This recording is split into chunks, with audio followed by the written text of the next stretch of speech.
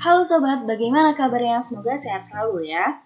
Sobat, kasus COVID-19 di dunia dan Indonesia semakin hari semakin meningkat.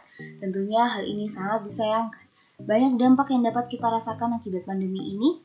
Yuk kita kupas apa saja dampak negatif dan positif COVID-19. Dampak negatifnya dari sektor kesehatan, sektor ekonomi, dan sektor pendidikan. Dari sektor yang pertama yakni sektor kesehatan, mendapatkan pukulan yang amat dahsyat karena jumlah pasien yang terus meningkat, kesehatan mental yang terganggu, tenaga kesehatan yang berada di garda terdepan, dan jumlah APD atau alat pelindung diri minim yang harus terus diperhatikan supaya tidak kehabisan. Bahkan tak jarang kita melihat tenaga kesehatan yang terpaksa menggunakan jas hujan. Dari sektor yang kedua, yakni sektor ekonomi, hasil pengolahan data yang dilakukan oleh Estro Daryatna Sihaluho dalam jurnal penelitiannya yang berjudul Dampak COVID-19 terhadap Perekonomian Indonesia menunjukkan bahwa terdapat kecenderungan hubungan positif antara jumlah kasus COVID-19 dengan kekuatan nilai tukar US dollar terhadap rupiah. Salah satu indikatornya adalah terjadinya pelemahan rupiah terhadap US dollar dan mata uang asing lainnya. Dampak ekonomi lainnya adalah pergerakan IHSG yang terjun bebas sebelum terdapat kasus COVID-19 di Indonesia. Nilai IHSG berada di kisaran 6 ribuan, tapi setelah terdapat COVID-19 di Indonesia, nilai IHSG terjun bebas ke kisaran 4 ribuan. Selain itu, beberapa dampak dari COVID-19 terhadap ekonomi Indonesia dipaparkan dalam konferensi pers tertanggal 1 April oleh Kementerian Keuangan, seperti ancaman kehilangan pendapatan, terutama bagi masyarakat yang tidak mampu dan keluarga yang bekerja di sektor informal, kredit macet pada UMKM karena UMKM tidak bisa menjalankan usaha secara normal, sistem korporasi yang terganggu hingga kondisi perbankan yang dapat mengalami persoalan likuiditas. Di sektor pendidikan, menurut data Organisasi Pendidikan Keilmuan dan Kebudayaan PBB atau UNESCO yang dikutip oleh Purwanto dan kawan-kawan dalam penelitiannya yang berjudul Studi Eksploratif Dampak Pandemi COVID-19 terhadap Proses Pembelajaran Online di Sekolah Dasar menyebutkan bahwa setidaknya ada 290,5 juta siswa di seluruh dunia yang aktivitas belajarnya menjadi terganggu akibat sekolah yang ditutup. Dampak pada sektor pendidikan ini terjadi banyak negara, tak terkecuali di Indonesia. Seluruh jenjang pendidikan dari sekolah dasar sampai perguruan tinggi atau universitas semuanya memperoleh dampak negatif karena siswa dan mahasiswa dipaksa belajar dari rumah karena pembelajaran tatap muka ditiadakan. Untuk mencegah penularan COVID-19, padahal tidak semua siswa dan mahasiswa terbiasa belajar melalui online.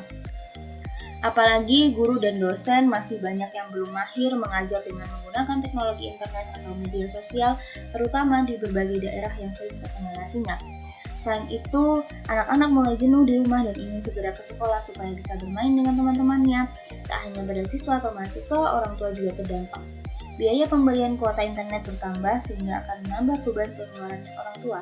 Selain itu, mereka harus meluangkan waktu ekstra kepada anak-anak untuk mendampingi belajar online.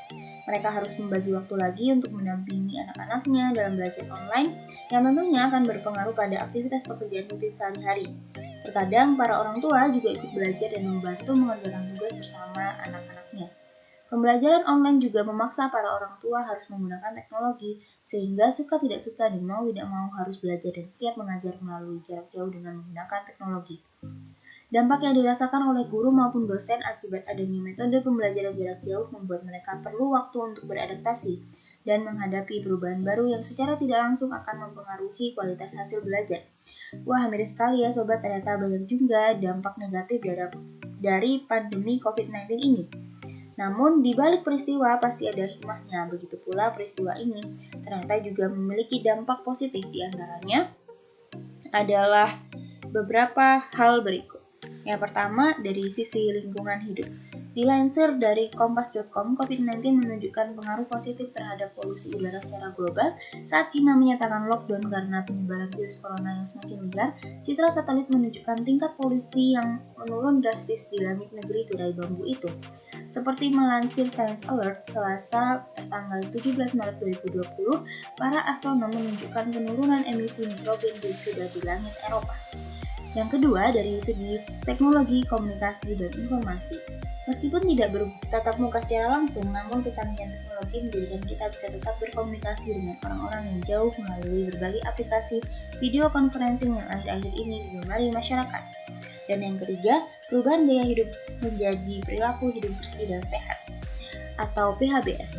Pandemi ini menjadikan kita beradaptasi dengan kebiasaan baru, yakni sering mencuci tangan, memakai masker, makan makanan bergizi, olahraga, dan lain-lain.